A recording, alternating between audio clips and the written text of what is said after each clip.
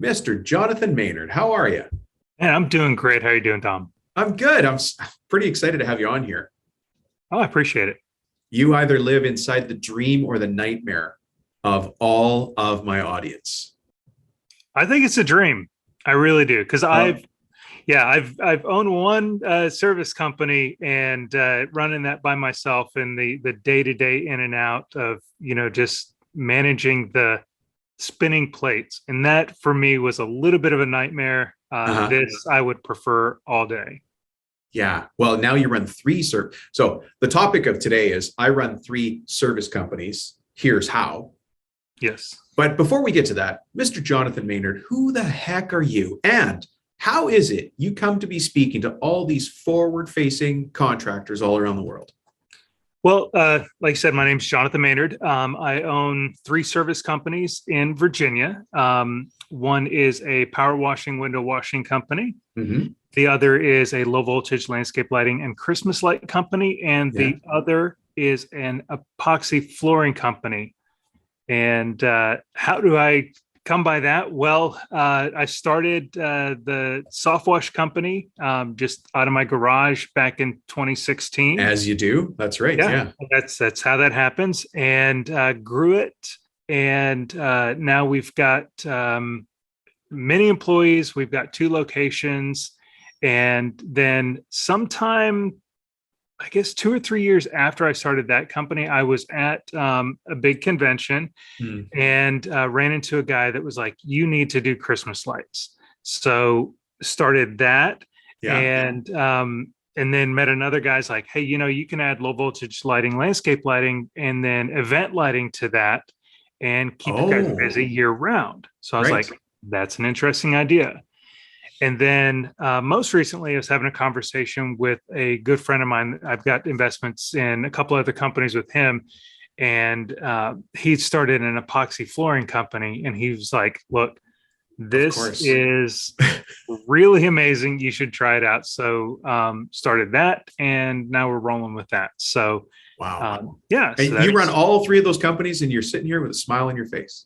yeah. So I own all three. And actually, I've got a president that runs the I like how company. I like how you changed what I said there. I said you run three companies. You said I own three companies. And so that's a big message that we talk about on the show. And I have to apologize because I said the wrong thing and you got me on it very nicely, by the way. That's so Virginia of you. But yeah, you're a businessman who happens to own three different service companies. And that's a great takeaway message. That's why I started by saying you either live in people's dream or nightmare. Yeah. So yeah, and I have a president that runs the soft wash company and the lighting company, and then a general manager that runs the epoxy flooring company. Fantastic. Do you want a funny little factoid? Sure. Love that. And my audience already knows this, but one of my first companies in high school was called the Yo Ho Ho Light Co. And I installed Christmas lights on people's houses. Wow. Yeah. It has come a long way. Has it ever? I had a staple gun and lights I bought at Walmart. Yeah. Now we buy industrial grade LED lights. They're not even incandescent anymore. So they're LED, and there's less math involved these days because with incandescent, you really could only put certain amounts on a breaker. Yeah. With LED, it's pretty similar, but it's different, and that's one of the more fun companies because it's really just brightening people's holidays. Joy. It's joy. Yeah, I love it. Christmas is my favorite time of year. You should see, I put a whole nativity together in front of my house, and I love Christmas like nobody loves Christmas. Yep. Anyways, let's get back to Mr. Maynard here. Business. Yes. So tell me, how is it that you come to own these three companies and have people in place, trusted people in place who can run it for you? If there's a magic secret or a quick summary on how that happens, let's make that the topic of today's show. Absolutely. There's no secret sauce except making sure that you are willing to delegate, and then delegating with instruction. I think, one of the fears that I had to overcome was nobody can do this as good as I can. Wow. And if I give this over to somebody, it's going to die.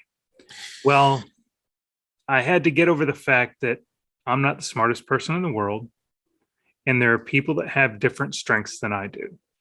And finding a person that could capitalize on what I've already started, but then take it to a different place. And I think it's a little bit of an ego check. But also, and it's this is my baby, and you don't want to, you just don't hand your baby over to a stranger.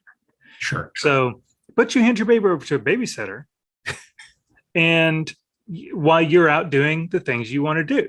Yeah. And so basically they're a babysitter. I still check in with them once a week. We've got Slack channels for the different companies, and I pop my head in there. I'm not abdicating responsibility. And if you delegate without instruction, that's abdication. So what I mean is, if you're going to give somebody something and you just go figure it out, now you're abdicating, and that's a recipe for disaster. Setting them up to fail. Yeah. Yep. Do you track numbers? Like, do you manage by numbers? Do you? Absolutely. Okay. So there's a few different metrics that we track. Every week I get a thing called a scorecard, and it's just a KPI. I call it the pulse report, and it's just KPIs. It's how much was sales, how much were production, how many go backs did we do? Did we have any employee turnover? So I'm tracking these kinds of metrics, and also leading indicators. So one of the leading indicators I track is leads. And I can reverse engineer and go, okay, we need to do, let's say, to make a round number, $1 million in this time period. And I can go, okay, this is our average ticket. This is our production capability. And I know I need to get 100 leads a week to make that number. So if this week we only have 80 leads, I know we got a problem. That's right. Especially if the week before we only had 80. Then we're trending in the wrong direction. Yep. So let me stop for a second, because I love what you're talking about. It sounds like you could sit at the desk next to me. We both do the same thing. You just do it for your own companies. I do it with other companies. But let me stop for people who aren't familiar with the language that we're speaking. What's a KPI, number one? And how do I figure out what the right KPI is for my company? Because it's different. Yep. Yeah. So a KPI is a key performance indicator. Right. And these are metrics, or these are numbers that you need to look at to make sure that your company is performing as it should. So it's different. Like you said, it is different for every company. There's some generalities, but if you know that your sales goal, and you should set a sales goal before your year starts and create a budget. But even if you haven't done that, if you know, okay, I need to do $10,000 this month. You know, okay, if I need to do $10,000 this month, then that's $2,500 per week. And if you're going to do $2,500 per week, then you know, okay, if my average ticket is $250, then I need 10 jobs to do that. If my closing rate is 50%, I need 20 leads to make that happen. So you just take, it's simple math. You just kind of reverse it and go, these are the numbers I need. And if you're not tracking every little thing, you're tracking kind of the big picture numbers. The indicator number. Yeah. You're tracking the important number along the way. I don't know if you follow this, but I love something called it's so geeky. It's pretty dry. It's called a business operations flowchart. Can I get that dry? Oh yeah. That is about as dry as you can get, but it's very important. It is important, right? So for people listening going, I don't even know how to choose my own KPIs. I don't know where to start. Well, Jonathan just gave us a great place to start, but let me add to that some categories. For those of you listening, taking notes, please write this down. Jonathan, I'm sure, is going to come back to these. You need some key numbers for marketing, which you talked about, right? You know, I need 20 leads a week to close 50% of them, to get 10 at $250 to sell $2,500 in business, right? So I need some marketing numbers. I need some sales numbers, right? So after marketing comes sales, after sales comes operations, what we do. Christmas lights, soft washing a house, whatever it is. And after that comes all the accounting. I mean, that's a really, really simplified business operations flowchart. There's obviously lots of things we can add in there, but the hard part, and I wonder if you've ever had this, the hard part's keeping it simple. Yeah. Yes, because it can get out of control very quickly. And that's why as an owner, the guy that runs my company has got an accounting degree. And so he loves the numbers and spreadsheets. I'm more of a big picture. I can't get bogged down in what we spent in Windex last week. But I know now if you're looking at your operational numbers, you've got these things called COGS, which is cost of goods sold. How much money does it take to make your business run, to do the actual job? That's not any kind of administrative overhead. That is your technicians that are doing the work and the cost of the stuff to do the job. So in soft washing, it's the bleach and the chemicals. In Christmas lights, it's actual lights and things like that. In floor coating, it's the flakes and the epoxy that goes down. These are COGS. Generally, you want that at 50%. And then your labor, you want at 20%. So your materials are like 30%, and then labor's at 20. You don't have as much of that in soft wash. So those numbers will change a little bit, but you're looking at kind of the whole number. So I don't care how much time that Bob spent on the truck last week. I just care overall, was payroll 20% of our production? Our technician payroll 20% of our production. If it starts going the other direction, then I need to be worried. So if it's more, we have a problem. If it's less, we have a problem, because if it's less, that means I'm not paying my technicians enough, and therefore we're not going to have retention. Yeah. And we may not have the right employees. Yeah. Wow. So that's how you figure out your KPIs, the key performance indicators. They're in those different categories of the business: marketing, sales, operations. Obviously, there's subsets to that. And then you talked about leading indicators. Now, that's kind of the same as KPIs, but one of the leading indicators you talked about was marketing. Do you guys have discussions about those leading indicators and coming up with them? Do you get it right the first time, or do you kind of have to cast around to figure out? No, it's a process. And it changes really with the season and things like that. This year, this spring, we found ourselves in kind of a situation where things that worked last year didn't work this year, or we made a change and things didn't work. For example, we changed the way we did EDDMs for a short time, which is every door direct mail, which is one of the things that we use for marketing. And we tried a done for you service, and it didn't work. And what was different about it?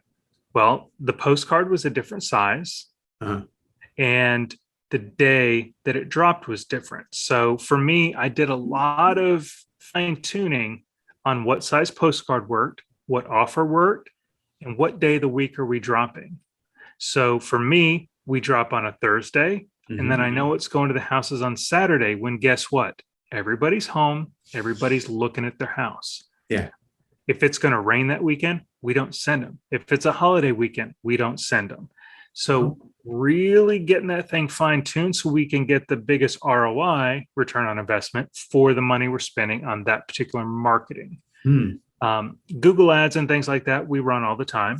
But that's one of the things that we can really control and dial in. And I did a lot of work at getting that done. And then I thought, well, we'll try a done for you service that just we go into their tool, we put in the routes that we want, and they send the postcard. Well, we were limited by the size. We sent an 8.5 by 11 postcard.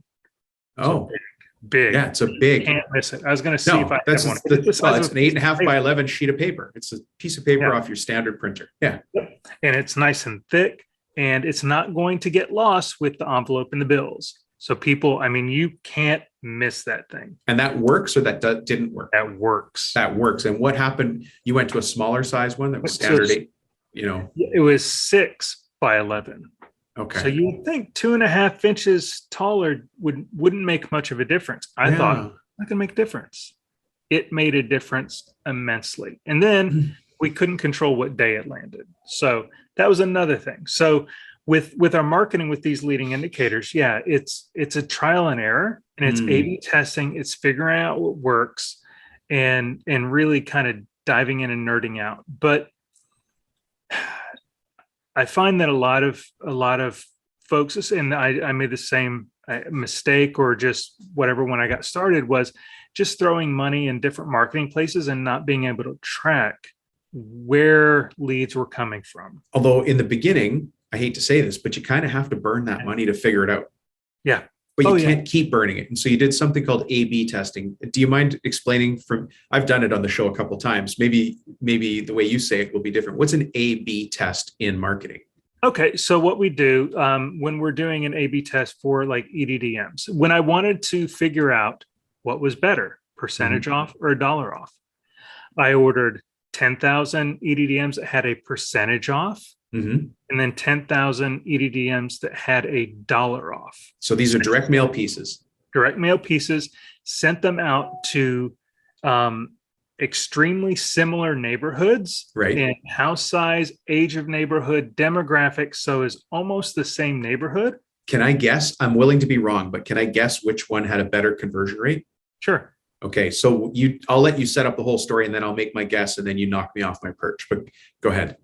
So we sent them out, and then we tracked. We had 2 different tracking numbers, phone numbers on the leads, and we had 2 different offers. So we had the percentage off and $1 off. So if we knew that somebody was asking for, hey, I saw your coupon for 10% off, or I saw your coupon for, $75 off, then we could track it that way. So we had a coupon code, CRM, or if they just called. So we tracked them, and we had almost a 2-to-1 return one over the other. So one performed twice as better as the other. So perfect. So you sent the same offer out. One of them said you can have this many dollars off with this coupon. The other one said percentage off with the coupon. Yep. All right. This is a gutsy move. You know that we don't re-record or edit the episodes. I'm going to make my suggestion, and I'm willing to be wrong because that's how I get ahead. Drum roll. So what I've seen before with other clients is dollars off is a more powerful offer. Ding, ding, ding, ding. Oh, thank God. I had it all on the line. There was a little sweat going. Yeah. But it was $1 off. The $1 off. Yeah. Okay, good. That performed way better. 2-to-1. 2-to-1. I didn't expect it to be 2-to-1. Yeah, that's great. But 10% off and then $75 off. I mean, that's what, because our average ticket is a little over $800. Oh. So you're actually ahead a little bit. We were ahead a little bit. Yes. You're actually ahead a little bit. Sneaky. But the customer sees, this is my experience as well, and I've done that particular test, an A/B test or a split test. You take the same ad, you just change one little thing and test it. And the market will tell you. I learned this from an advertiser years ago. He goes, Dom, there's 2 kinds of ads in this world. There's the ad the owner likes, and there's the ad that works. And they're almost never the same thing. Yeah. So a couple times now, you've done something here, which is you've put your ego aside. I actually wrote this down when you're kind of doing your intro. Enough ego to set mine aside. You're willing to be, I'm making assumptions here, but you're willing to be wrong and just look at the data, look at the info, and just say, you did the same with delegating. Enough ego to set mine aside. Somebody else could do this. I don't need to be there. Yeah. It's facts over feelings every time. Data, the numbers don't lie. Yeah. The numbers are the numbers. They don't care how you feel. They don't care what kind of day you had. They don't care what looks good on marketing print. It's the numbers. And really just figuring out, okay, what's working, what's not working, and then measuring. I spent the first 1.5, 2 years of my business not knowing my numbers. I was just, okay, I went and sold this, and this is what I've got, and this is what I went out in payroll, and I couldn't figure out. I mean, it was working a little bit, but I couldn't make informed decisions. Can I interrupt for a second? Sure. So and you saw me just writing like a madman. I spent 2.5 years not knowing my numbers. That was on your first of the 3 companies, right? Mm-hmm. Yes. And so what made you change? What made you what was the aha moment that got you to tracking the numbers? I was at a convention and saw somebody that was doing similar revenue as me, making twice as much money. And I was like, how are you doing that? And he's like, I know my numbers. do you know your numbers? And I was like, no, I don't know my numbers. Such an embarrassing answer, isn't it? I've said it myself. Yeah, I don't know that number. It's hard to say. Yeah. Hard to realize. I'm sorry. It's easy to say. It's hard to realize. It is. And it is almost embarrassing, especially when you get around people that are very number driven. Like they know their numbers, and you're in a conversation and they ask you, hey, what's your CAC? And I'm like, I don't even know what that is. They're like, customer acquisition costs. Yeah, your customer acquisition costs. How much does it cost for you to buy a customer? Yeah. I understand every word you're saying. I know these are English words. I just don't know. I'm not understanding what you're saying because I didn't come from a business background. I wasn't a marketing guy. I wasn't a sales guy. I worked in IT and I was doing pressure washing as a side business at first, and then making it something, real. Yeah. So I didn't grow up knowing that. I didn't grow up getting taught budgeting and finance. And yet nobody did. I'm not taking away from what you're saying, but I didn't grow up learning that at my kitchen table. I had to go and seek it. I had to be curious. I had to get my head kicked in a lot. I mean, I'm surprised I still have a nose. My nose got broken so many times, doing it wrong, losing money. The smell of burning money is, you and I are both doing the same thing. I can burn it. I just don't like the smell. So I have to learn, and I'm willing to make mistakes to learn. I've marketed the wrong way a bunch of times, but if I test and measure, just like you talked about with A/B testing, I stop doing the stuff that doesn't work. Yeah. Incredible. So what a great story there. So my first question there was, if you spent 2.5 years not knowing your numbers in the first company, I'm assuming the third company is the solid, solid floor coating, epoxy flooring. Mm-hmm. Did you put numbers in place right away? Oh, 100%. And so what was the difference in trajectory from company one to company two? Didn't know my numbers, knew my. Okay. For those of you who can't see the YouTube video, Jonathan just did what we like to call in Canada a hockey stick curve. That's a hockey stick there. Yeah. That was a Boston accent. That's horrible. It's a hockey stick, eh? Hockey stick, eh? So a hockey stick curve on results. 100% different. Yeah. Profitable from day one. From day one. Yeah. First job. What did the numbers tell you about the perfect client? They're willing to pay more. The cheap client is always your worst client because they're going to nitpick everything. It's the client that goes, how much? $5,000? Here's the check for the full amount. Yeah. They're just the good client. They're just willing to pay more. And it's hard to get over that because you think, I have to lower my prices so I can be a better value for people. So can I loop back again? Let's use that first company, third company backdrop again. In the first company where you spent 2.5 years not knowing your numbers, did you know, you're already smiling. Did you know your ideal, your best customer in that? No. And yet, when you talked about the epoxy flooring company, profitable from day one, did you know, how long did it take you to find out who your perfect customer was?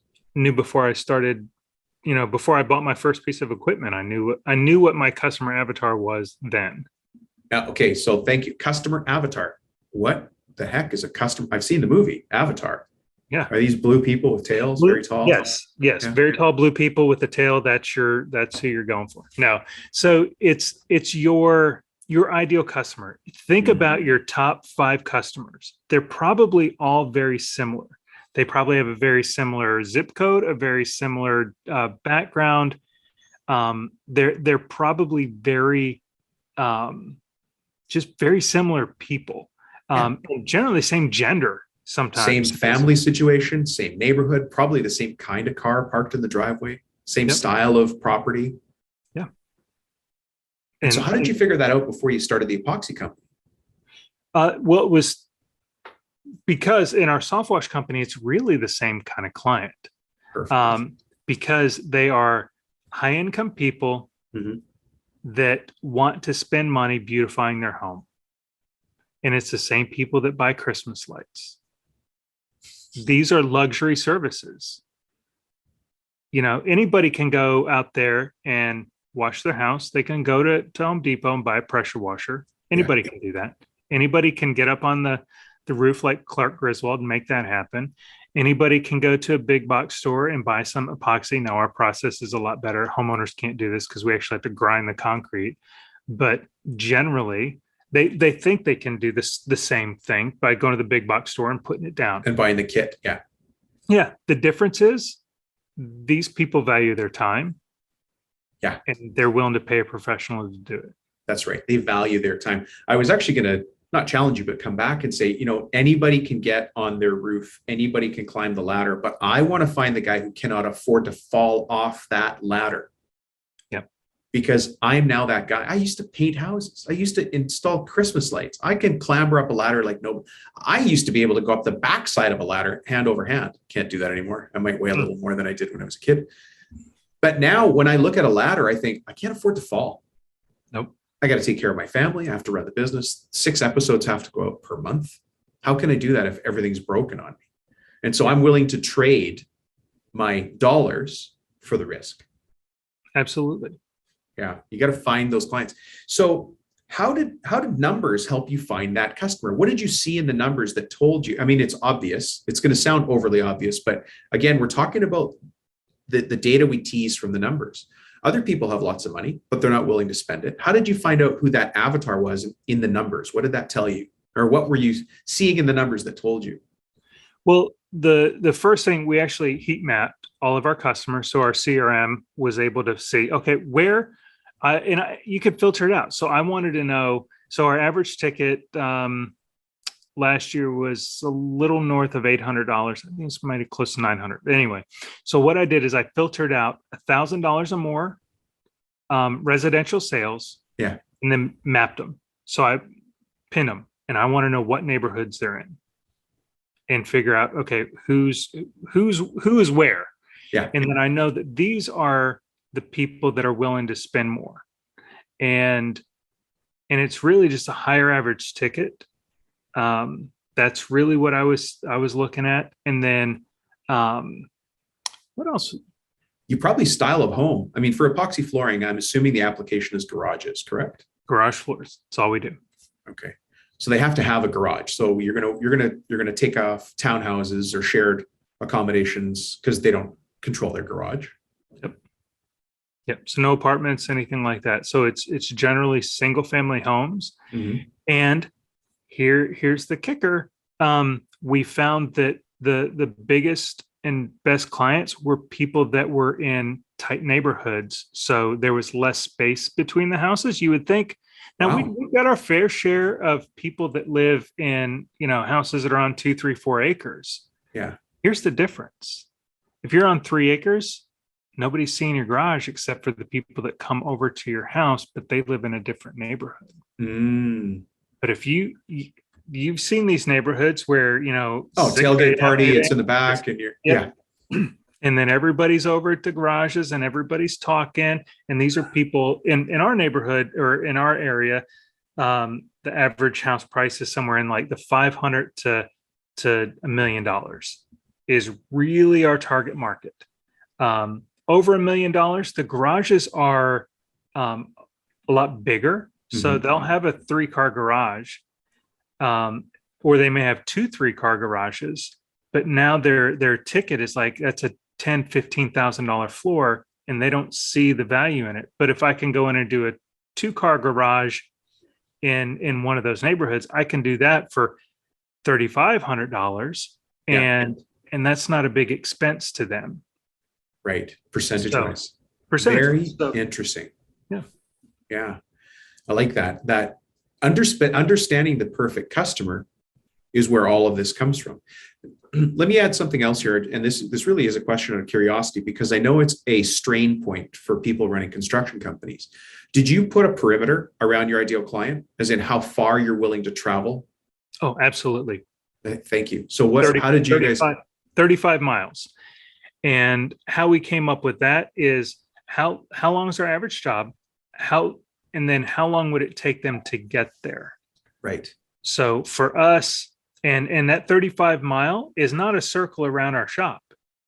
See, we live near I-95, and Okay. we're 45 miles south of DC. So 25 miles north could be 2 hours. So we're going east, west, south by 35 miles, and then probably 15, I think it's 15 miles north. Okay. So that, and it's a map, and these are the zip codes we service, but we know where we need to be. So how we figured that out was, what can we get done in an 8 or 9 hour day? Because we don't want our technicians spending an hour driving there, 7 hours doing the work, and then 2 hours driving home. You're going to lose the technician. It's wasted time and wasted employee morale and culture. 100%. Such good information here. This is crazy. So what I'm learning from you is that, first, you're good at delegating and you understand the value of delegating. You've taken your ego out, saying you're not the only guy who can run any of those 3 companies. And then you do a very good job I won't say you're doing a good job. What you're doing is you're being diligent about watching your numbers. Yes. Wow. I hope everybody's taking a lot of notes, because I'm about to switch gears. Jonathan, are you ready for a gear switch? Absolutely. So almost every time we've talked about numbers, you've mentioned your people. Mm-hmm. That's pretty well, but that's pretty cool, because it's a tough labor market right now. Yeah. It's tough to get people. Most people didn't go to school saying, you know what I want to really be is an epoxy flooring technician. And if I can't do that, my fallback is soft washing homes. So tell us how you're finding people to fill 3 companies to deliver, I'm assuming, excellent customer service. Give us your people perspective on things. So yeah, customer service is our priority. I harp about, we're not a soft wash company. We're not an epoxy flooring company. We're not a landscape lighting company. We're a customer service company that happens to do these things. Wow. Look at you go. I love it. Yeah. So our mission for our soft wash company is delivering legendary service experiences. So that's what we do. So how do I find the people? A lot of it is friend referrals, and I'll talk about that in a second. And then creating ads on Facebook and Indeed. Now, a lot of people go, well, Facebook ads on Indeed and that they don't work. Well, it's because the ads are probably written wrong. And they're probably must be able to lift 50 pounds, no drug history, can pass a background check, this, that, and the other. That's not how I write my ads. I start out with, hey, how would you like to be in control of your paycheck? Do you like working outside? And really kind of create that without sounding like I'm like some sort of scam. Like this is like easy money. Yeah. Because in the ad, I tell them, hey, this is our company. This is what we do. This is the kind of person that we're looking for. And I tell them in the ad, we don't put up with bad behavior. We don't put up with toxic work environments. We have a company culture that is really awesome. We do things together. Once a month, we get together and go do an outing. We go to a baseball game, something that's on the clock that's company, provided. Right. I had one of those video game trucks that pulled up to our offices. Wow. On a Friday, and I bought pizza, or it was a barbecue, and we went out there and we played video games for a few hours and create that, that real cohesion on the team. And people tell their friends. People tell their friends, and then they want to work there too. And we pay really well. So when I say really well, 20%, I keep it within that. But the problem, and this was kind of a light switch moment, was culture wasn't something that I create. Culture is what I tolerate. So if I tolerate as an owner bad behavior, people being late, people being sloppy on the job, people leaving stuff behind, if I tolerate that, that's my culture. If I tolerate people being toxic in the workplace, that's my culture. Yeah. But if I have a hard line, and a nice hard line, I'm not a jerk about it. No, you seem like a really easy to get along with guy, although you've got your boundaries, like this is good, this is not. Yeah, absolutely. And it's setting the boundaries before they even step foot in our building as an employee. during the interview process, I tell them, hey, this is what the company's about. This is what the job's about. But here's some things you can expect. You can expect a hard day's work. You can expect pay every Friday. You can expect to have to worry about coworkers not pulling their weight. You can expect effective and continual communication from management and leadership. So we're going to tell you what's going on. I don't make decisions in this company without consulting the employees. Now, when I say consulting the employees, I don't go, hey, we're thinking about doing this. What do you guys think? Yeah. I don't do that. But I go to the employees in key locations and I go, hey, soft washing, I'm thinking about switching from this product to this product. What roadblocks do you see? And they go, oh, well, if we switch from this one to this one, we got to buy all new pump systems. And go, yeah, I thought about that. And here's how I'm going to manage that. Or if I go, oh my gosh, I didn't even think about that. Yeah, the hose connections keep breaking. The hose connections keep breaking on that unit. And we spend more time duct taping it than anything else. You're like, oh, didn't know that. Didn't know that. Thank you. And really kind of doing that. And instead of just, making a unilateral decision, not taking their input. And then when I do that, they feel valued. They feel like they're heard. So these kinds of things create a work environment that people want to be around. And that's how we find good people. Even in a lean labor market, it's tough. Yeah, it is tough. It is tough, but that also provides an opportunity. And I guess what I've heard from you there is you provide that strong leadership. And everybody wants to be on a winning team, even though it might be a bit painful. But then it sounds like your interview process is also self-selecting. I know what I'm in for as I'm going through this. And in my tummy, I'm probably like, okay, these guys are going to ask a lot of me, but I think this is the place for me. Yeah. And I equate it to a sports team. Do you think if you're going to play for the Yankees, they're going to coddle you? No. I don't know if anybody's I'm not a baseball fan, but but whatever the sport is, they're not going to. No, they don't coddle you at all. Yeah. No, they're even if you're a great player, if you screw up, you're going to be running. So it's really just it's giving your employees boundaries and then holding them accountable and then not overlooking bad behavior because it's easy. It's not easy. It's actually lazy. Well, yes. And a whole bunch of people are saying, well, but you don't understand. And I get it. You don't understand. That's my mother-in-law. You don't understand. That's my business partner. You don't understand. We need this guy. He's the only one skilled enough. And for people who are saying that right now, Jonathan, I'll speak for myself and then you throw in, I feel for you. I empathize, but that problem's not going to go away. And if I'm any ounce of your business coach or any sort of mentor at all, I'm going to tell you can't ignore that problem. It's going to get worse. Jonathan, what would you say to that? Yeah. I've had to make some very painful decisions along the way. Guys that I thought, how are we going to survive if he's still, if he leaves? If I have to let this guy go, how are we going to do the jobs? Because he's the only person that knows how to do this particular task. XYZ. Yeah. And I equate it to cancer. If that person is a cancer in your business and you don't operate and remove that cancer, it's only going to spread. And then if it spreads too far, you're going to lose a patient. Yeah. And the patient's your business because cancer spreads. Toxic people spread.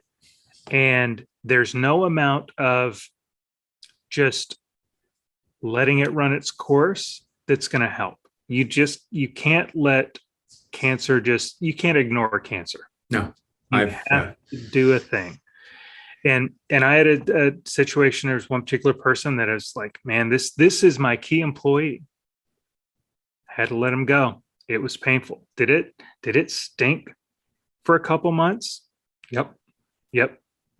But we're here today because I let him go. Because you let him go. Yeah. Did you ever have in that situation where you let somebody go painfully? Ever other people come to you afterwards and say, Jonathan, thank you, thank God. Yeah. And there's yes, and it's people, sometimes even surprising people. We've got an investment. We own a company in Tennessee, and it 35, 40 employees currently. And there's a key employee there. And we thought he was doing a bang up job. And there's a lot of smoke that was being blown and stuff like that. And we had to kind of get to the bottom of things. And, he told us, everybody loves me. And, if I'm gone, then the whole place crashes and burns. And so we started like interviewing employees, and we're like, hey, what do you think about this person? They're like, oh yeah, he's great, this, that, and the other. And I'm like, we're like, holy smoke. Had to let him go. When we announced it, he left on Friday. When we announced it Monday morning, there was a standing ovation. I've never seen it in my entire life. Even though a minute or a couple days before they'd said he's the greatest thing since sliced bread. Because they had this perception that if I speak negatively of him, I'm going to be gone. Wow. They were so afraid of him to even say something.